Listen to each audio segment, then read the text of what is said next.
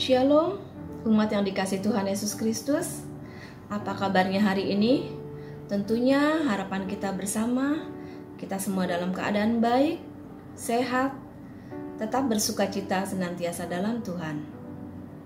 Untuk memulai, mari kita tundukkan kepala, kita bersaat teduh sejenak.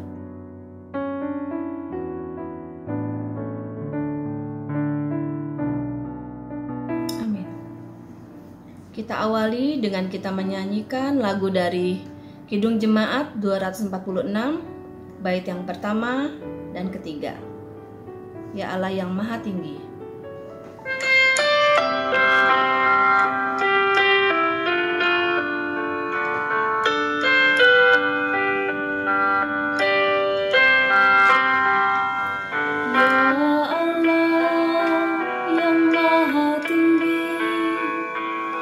Pencipta dunia ini, kami juga Tuhan ciptakan agar kita tetap dipuji. Engkau Bapa yang memberkati tiap orang yang rendah hati. Tolonglah kami sekarang ini dan selamanya. Ya Allah yang Maha Suci, Engkau turun ke dunia ini. Kau menyala bagaikan api, memurnikan nurani kami, mengobarkan semangat kami, agar kami menjadi berani. Utuslah kami ke dunia ini dengan kuasa-Mu.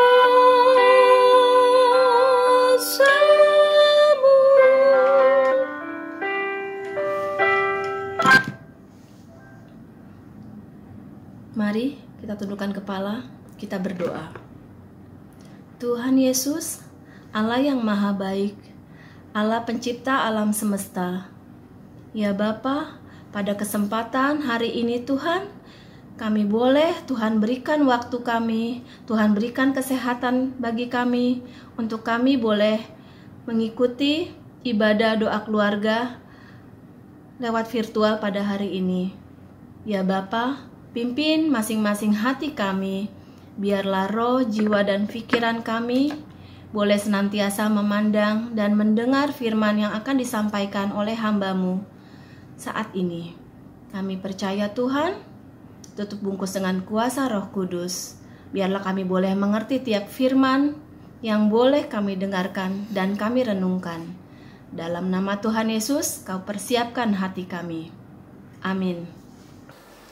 Salam kasih dalam anugerah Tuhan kita Yesus Kristus. Senang sekali Bapak Ibu Saudara, saya menjumpai Bapak Ibu Saudara sekalian dalam program doa keluarga pada hari ini. Kita sudah memuji Tuhan, tadi sudah berdoa juga. Sekarang saya akan membagikan firman Tuhan dengan tema teladan kerendahan hati yang didasarkan dari Lukas pasalnya yang ke-14 ayat 7 sampai dengan ayat yang ke-14. Lukas 14 ayat 7 sampai dengan 14 saya akan bacakan untuk kita semua ya. Pada saat ini saya akan membacakannya. Karena Yesus melihat bahwa tamu-tamu berusaha menduduki tempat kehormatan, Ia mengatakan perumpamaan ini kepada mereka. Kalau seorang mengundang engkau ke pesta perkawinan, janganlah duduk di tempat kehormatan, sebab mungkin orang itu telah mengundang seorang yang lebih terhormat daripadamu. Supaya orang itu yang mengundang engkau dan dia jangan datang dan berkata kepadamu, berilah tempat ini kepada orang itu, lalu engkau dengan malu harus pergi duduk di tempat yang paling rendah. Tetapi apabila engkau diundang, pergilah duduk di tempat yang paling rendah, Mungkin tuan rumah akan datang dan berkata kepadamu, "Sahabat, silahkan duduk di depan," dan dengan demikian engkau akan menerima hormat di depan mata semua tamu yang lain. Sebab barang siapa meninggikan diri, ia akan direndahkan, dan barang siapa merendahkan diri, ia akan ditinggikan. Dan Yesus berkata juga kepada orang yang mengundang dia, "Apabila engkau mengadakan perjamuan siang atau perjamuan malam, janganlah engkau mengundang sahabat-sahabatmu atau saudara-saudaramu atau kaum keluargamu atau tetangga-tetanggamu yang kaya, karena mereka akan membalasnya dengan mengundang engkau pula. Dengan demikian engkau mendapat balasnya. Tetapi apabila engkau mengadakan perjamuan, undanglah orang-orang miskin, orang-orang cacat, orang-orang lumpuh, dan orang-orang buta. Dan engkau akan berbahagia, karena mereka tidak mempunyai apa-apa untuk membalasnya kepadamu. Sebab engkau akan mendapat balasnya pada hari kebangkitan orang-orang benar." Demikianlah pembacaan firman Tuhan kita hari ini.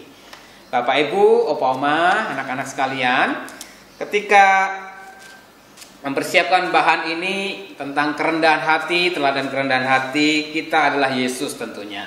Dan pelajaran yang diberikan oleh Yesus melalui perumpamaan ini mengingatkan kepada saya sebuah kisah yang saya tidak bisa menemukan lagi, belum bisa menemukan di YouTube-nya. Kisah ini menceritakan ada seorang ibu-ibu lansia, dia naik sebuah bus. Dan ternyata ketika dia naik bus sudah penuh sesak. Itu belum pandemi tentunya ya. Bisnya semua kursi sudah terisi. Tetapi ada seorang anak muda yang duduk akhirnya berdiri mempersilahkan ibu yang baru naik ini, yang sudah lansia bahkan dengan belanjaan banyak begitu, untuk duduk di kursi yang anak muda tadi dudukin. Dan apa kata-kata dari si ibu ini? "Wah, terima kasih anak muda, kamu baik sekali memberi kesempatan kepada saya untuk bisa duduk di kursi ini.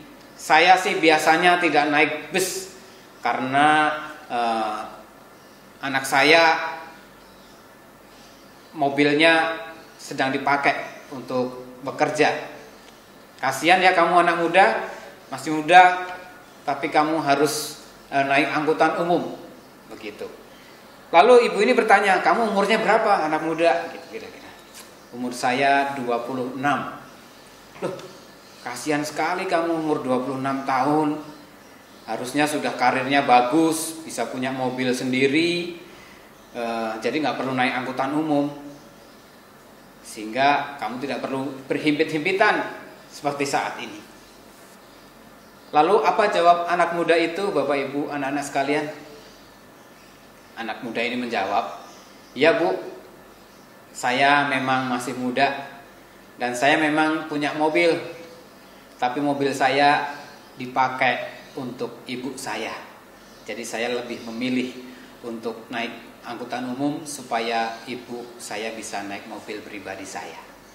Bapak Ibu, kisah ini sangat menohok ketika saya menyaksikannya. Di ibu itu menjadi malu. Kenapa? Karena dia memamerkan, menyombongkan anaknya yang sukses, bisa punya mobil, tetapi ternyata pemikirannya terbalik. Harusnya kalau memang dia punya mobil, anaknya harusnya dipakai untuk ibunya. Bisa jadi sebenarnya ibu itu hanya menutupi gengsinya dengan mengatakan bahwa anaknya sukses, bisa punya mobil, tetapi sebenarnya tidak. Kalau punya mobil ya harusnya ibunya nggak naik angkutan umum dong, begitu nggak Bapak Ibu ya? Ya, ini sebuah pembelajaran penting tentang kerendahan hati seperti yang Yesus tunjukkan dalam pembacaan kitab Lukas kita saat ini, Bapak Saudara. Dalam sebuah perjamuan Yesus memberikan sebuah pengajaran tentang kerendahan hati. Jangan merasa diri lebih penting, jangan merasa diri lebih hebat, jangan merasa diri lebih baik. Biarkan kesempatan itu yang akan menunjukkan bahwa engkau baik, engkau hebat itu karena memang sudah pada waktunya akan ditunjukkan, bukan menunjukkan dirinya. Nah, hal yang kedua, kita bisa melihat tentang kerendahan hati bagaimana ketika ingin menunjukkan sesuatu yang dimiliki. Seringkali kan pesta itu kan identik dengan ungkapan syukur ya. Tapi tidak sedikit ungkapan syukur itu menunjukkan untuk kemewahannya, kehebatannya, kesuksesannya dan sebagainya. Tapi Yesus memberikan pengajaran kalau memang engkau mau mengucap syukur, mungkin perjamuan, undanglah orang-orang miskin, orang-orang janda, orang-orang yang tidak akan mampu membalas ungkapan syukurmu. Ini menunjukkan bagaimana ketika kau ingin bersyukur pun harus dengan kerendahan hati, bukan untuk niatan pamer, apalagi mengharapkan balas jasa dari orang yang sudah kita tunjukkan kebaikan kita. Artinya ini bertujuan bukan hanya berbicara tentang kerendahan hati, tapi juga berbicara tentang ketulusan. Nah, bagi kasih dalam Tuhan Yesus Kristus, hari ini saya mengajak kita selain belajar kepada Yesus teladan rendahan hati, tapi kita juga belajar dari apa yang Tuhan Yesus ajarkan dalam berproses untuk terus menjadi kerendahan hati. Saya selalu teringat ketika membawakan tema atau berbicara tentang kerendahan hati, ada ungkapan yang mengatakan seseorang belum rendah hati kalau dia mengatakan dirinya sudah rendah hati. Poin penting untuk saya ajak untuk kita sadari, kerendahan hati adalah sebuah proses yang terus harus kita hidupi, harus kita sadari, harus kita lakukan. Hari ini firman Tuhan mengingatkan sudah saatnya justru kita yang akan merasakan ditinggikan, dimuliakan ketika kita benar-benar sudah rendah hati. Selamat untuk terus meneladani Kristus, sang sumber teladan kerendahan hati kita, sehingga kita pun nanti juga akan dimuliakan oleh Tuhan pada waktunya. Sampai ketemu lagi di lain kesempatan dalam program-program yang lain. Tuhan memberkati.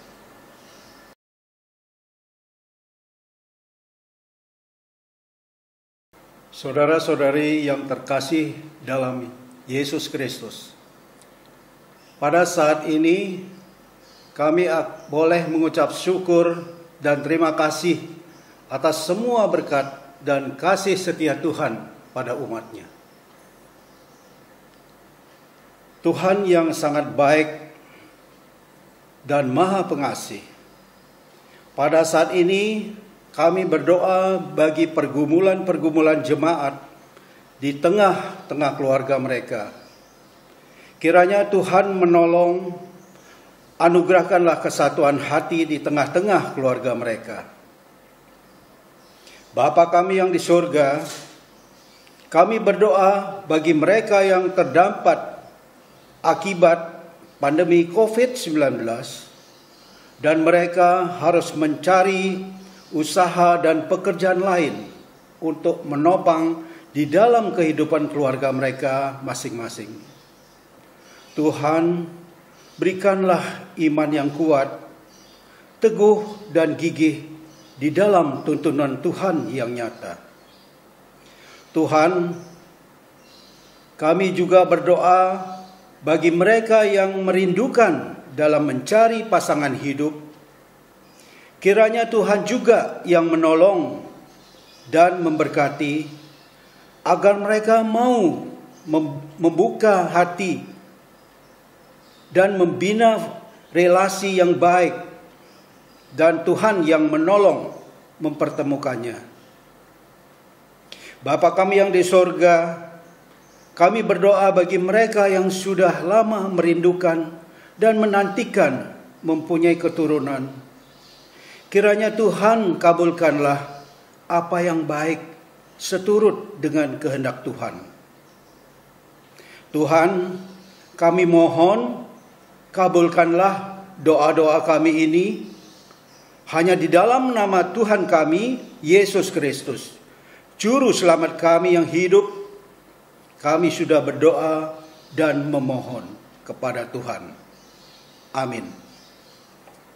Kiranya firman Tuhan yang baru saja kita dengar boleh menjadi kekuatan, juga penuntun tiap langkah hidup kita di tengah masa-masa sulit seperti sekarang ini. Ingat dan percayalah bahwa kasih setianya tidak pernah meninggalkan kita, dulu, sekarang, dan sampai selama-lamanya.